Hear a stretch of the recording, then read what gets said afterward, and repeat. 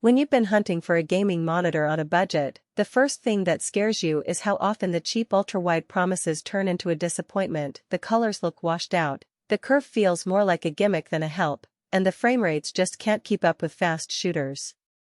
I've seen too many friends shell out for a budget 34-inch panel and then spend weeks tweaking settings just to get a tolerable experience.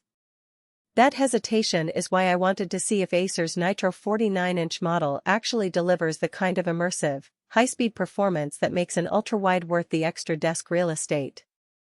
Link is in the description if you want to check the product details on Amazon. First off, let's talk about what an ultra-wide like this is really trying to solve.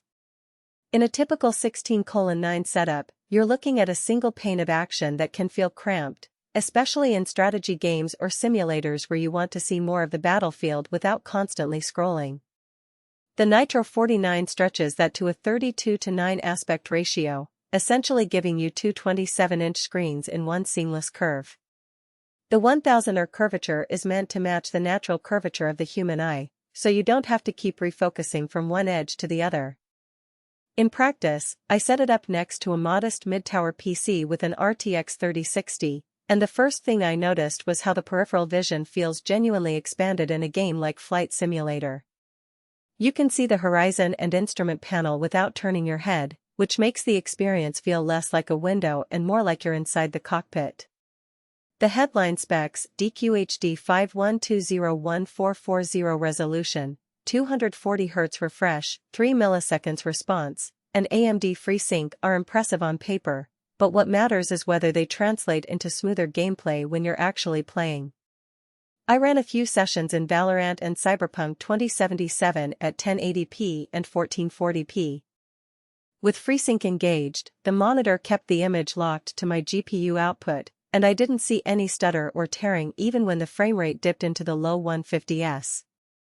The 240Hz panel gave a noticeable edge in fast-paced shooters, moving across the screen felt buttery, and the 3 milliseconds gray-to-gray transition meant ghosts were virtually gone. That said, the high refresh rate only shines if your graphics card can push enough frames. Pairing it with a more modest GPU, like a GTX 1650, quickly exposed a ceiling where you'd be stuck at 80 to 100 Hz and the extra bandwidth of the panel feels wasted. So the monitor really rewards a mid to high-end rig. Now, the vibrant images claim is something I could verify without any lab equipment. Watching a Netflix series in HDR on this screen was a pleasant surprise. The colors popped, and the curve kept the picture from feeling like it was spilling off the edges. For non-gaming use, I also set it up as a productivity workstation. The extra horizontal space lets me keep a spreadsheet, a code editor, and a browser tab all visible at once without juggling windows. However, the sheer size means you need a desk at least 30 inches deep, and you'll have to think about your viewing distance. Sitting too close makes the edges appear slightly stretched, which is a trade-off many users accept for the immersive feel, but it's worth noting if your room is cramped. One of the practical strengths that often gets lost in spec sheets is the connectivity. The monitor comes with a DisplayPort 1.4 and two HDMI 2.0 ports, which means you can hook up a PC and a console simultaneously and switch with the built-in button. I kept my PlayStation 5 plugged in for couch coupe sessions, and the switch was instant, no need to unplug cables or dive into the OS.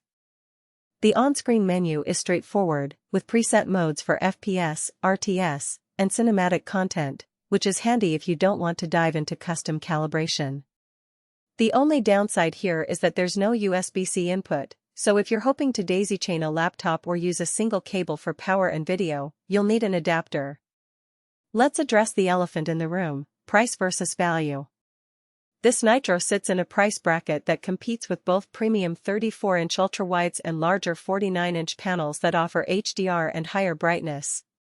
What you get in return is a solid, high-refresh display that works well for fast games and a genuinely immersive field of view. You won't find the peak brightness of a Dell UltraSharp or the color grading tools of a professional-grade monitor, but you also won't be paying a premium for those extras you probably never use.